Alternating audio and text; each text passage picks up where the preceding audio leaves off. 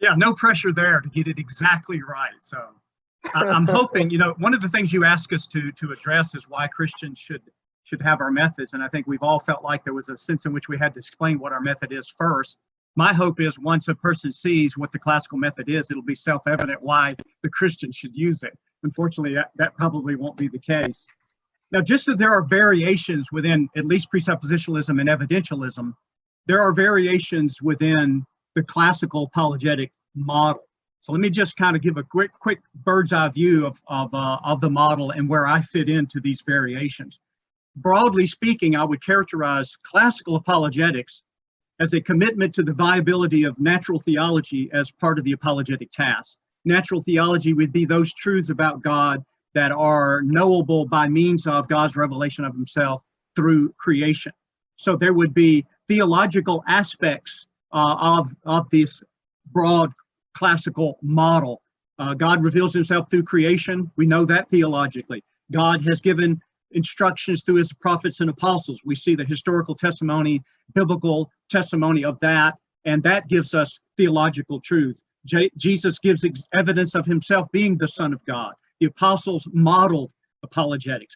But there's also, I think, a philosophical element to, broadly speaking, classical apologetics. In fact, the differences in some philosophical commitments will be one of the ways in which there might be some variations in other respects. But more narrowly than this just broad commitment to the viability of natural theology is that classical apologetics characteristically emphasizes the priority of theism in the apologetic task. What that means basically is that, at least as a matter of principle, one would need to know that there is a God before one could give evidence, or I should say, before the evidence for miracles would make sense and have their meaning. Because if a miracle by definition is an act of God, then in principle, no event could ever be understood to be a miracle by an unbeliever unless he already came to understand that there was a God to perform the miracles. Now, this again is more of a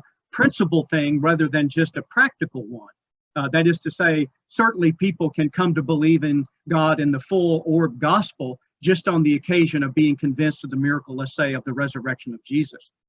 But then the most narrow of all for my purposes tonight is my personal take on the classical model and how it is to go. And that is my philosophical commitments as a Thomist.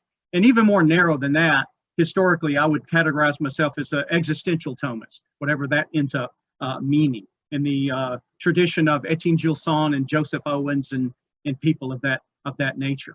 So this becomes, in my experience, most critical when it deals with the initial stages of giving the apologetic task.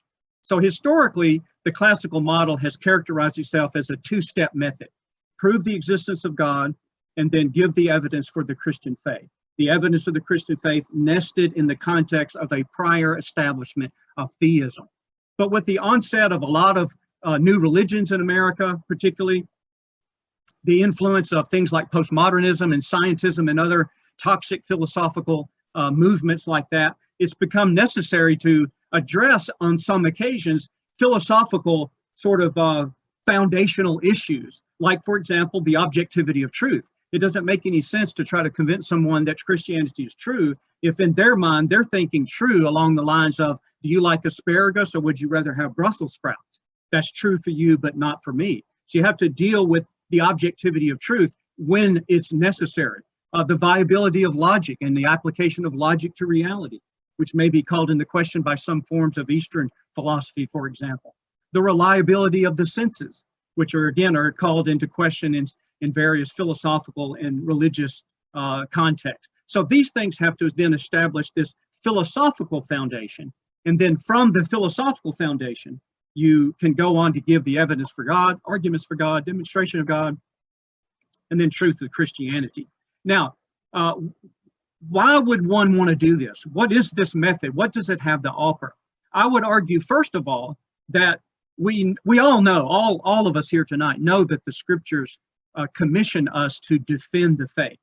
At 1 Peter 3:15, I like Titus 1:10, where it talks about stopping the mouths of the opposers, because you find a number of instances in Jesus and other situations where, because of the cogency of his words, Jesus put to silence the detractors. But it's not only biblically mandated.